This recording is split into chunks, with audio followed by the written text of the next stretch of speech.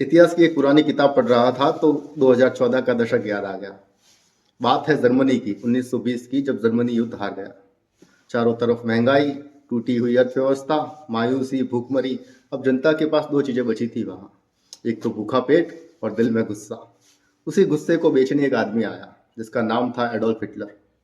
छोटा सा कद, छोटी छोटी मूछे, लेकिन आवाज ऐसी कि बिना माइक के पूरा शहर सुन ले।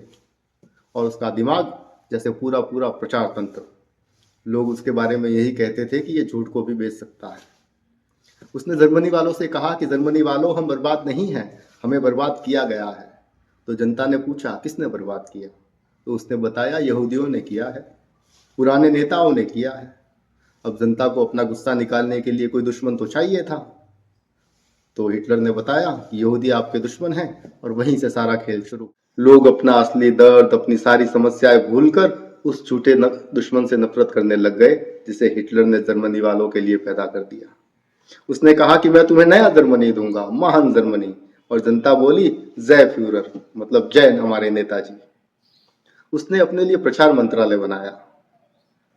जोसेफ गोएबल्स नाम का एक उस्ताद रखा उसके लिए, जिसका एक नारा था कि एक झूठ को 100 बार बोलो तो वो सच लगने लगता है।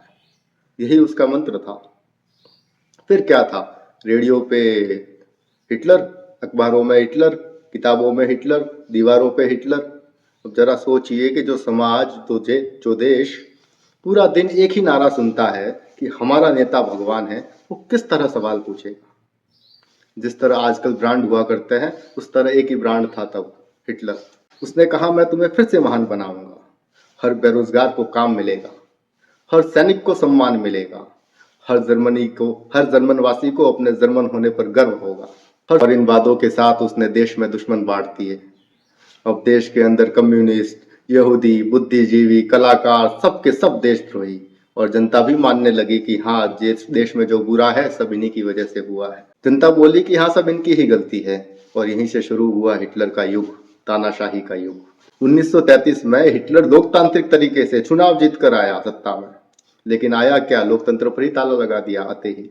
संविधान को सस्पेंड कर दिया, विपक्ष को जेल, मीडिया पर सेंसर। हर अखबार में वही छपेगा जो हिटलर बोलेगा।